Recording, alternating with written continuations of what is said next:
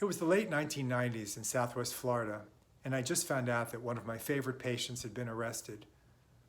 His name was Johnny. He was 15 years old, kind of a cocky kid.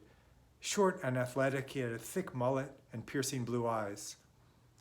They caught Johnny stealing car stereos down at the beach parking lot, and he was sent to the Okaloosa Juvenile Detention Center in the Florida Panhandle, 5 hours away. His mother was frantic.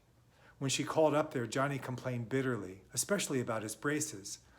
He said something was broken, it was poking his lips, and nobody up there knew what to do.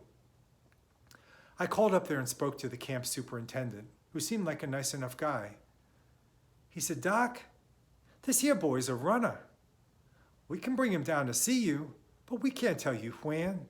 He has security risk." Weeks passed and we didn't hear another word. We were busy in the office. Halloween was coming, our favorite holiday. This particular year, we were all dressing up as characters from The Wizard of Oz. I was the Tin Man. To encourage the kids in the office to dress up, we were having a big costume contest with cool prizes for every category.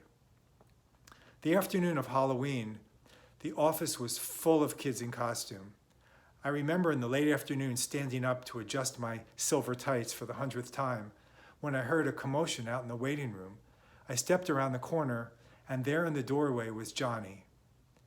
He was wearing a bright orange jumpsuit with numbers stenciled across his chest. His wrists were held behind him with zip ties, and between his ankles were honest-to-goodness metal shackles. He was flanked by 2 prison guards, both of whom had pistols at their waists. And there was a moment of awkward silence. Johnny's head was bowed, the mullet long gone. Somebody in the back of the waiting room called out, "Dude, that's a cool costume." And with that, the awkward iciness was broken. My patients formed a rough reception line for him. They were cheering and clapping him on the back. There were Madonna lookalikes, Freddy Kruegers, even a Barney. And we brought Johnny in the back. He was smiling. I took his braces off and shook his hand. And that was the last time I ever saw Johnny. But the next day, we sent a package up to the Okaloosa Juvenile Detention Center. In the package were 3 Nintendo Game Boys.